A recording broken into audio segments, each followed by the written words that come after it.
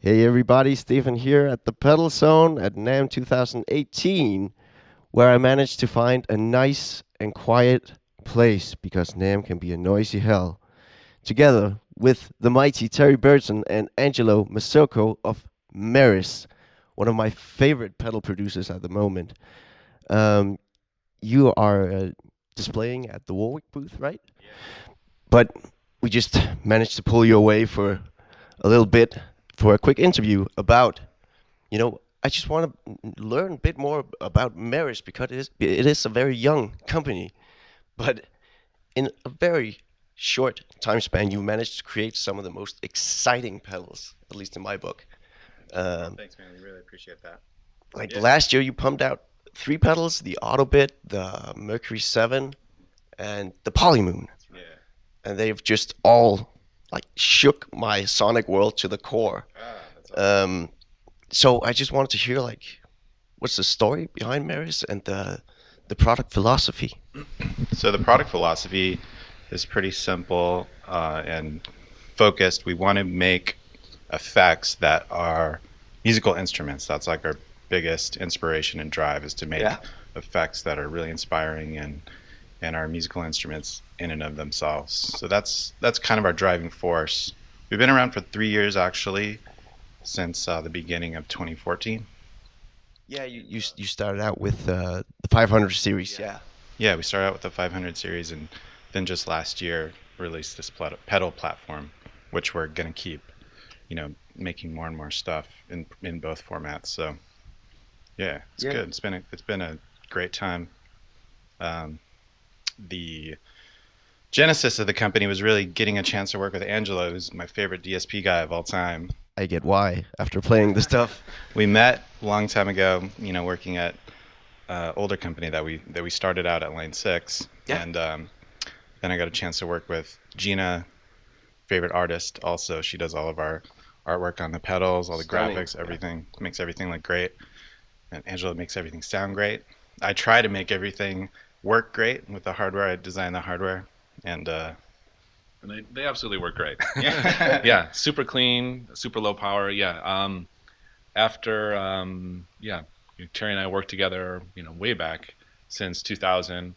I joined the company in late 2013, early 2014, January, and we've been having fun ever since. We made really high quality mic pre's and reverbs for the studio, Yeah. and it was just a natural progression to then tune those for guitar, which is our passion. We're both lifelong guitar players. Yep. Like you said, Terry, that you seek to create pedals that are almost instruments in their own right.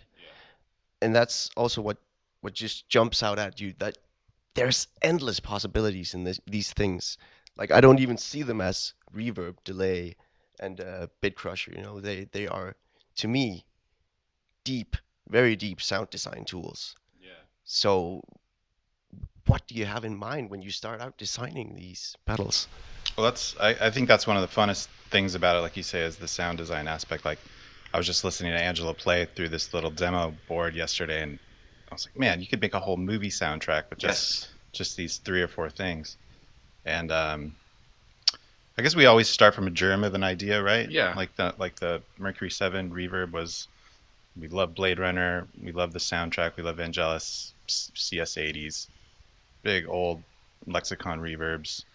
And we wanted to capture that vibe with our own reverb, totally from the ground up.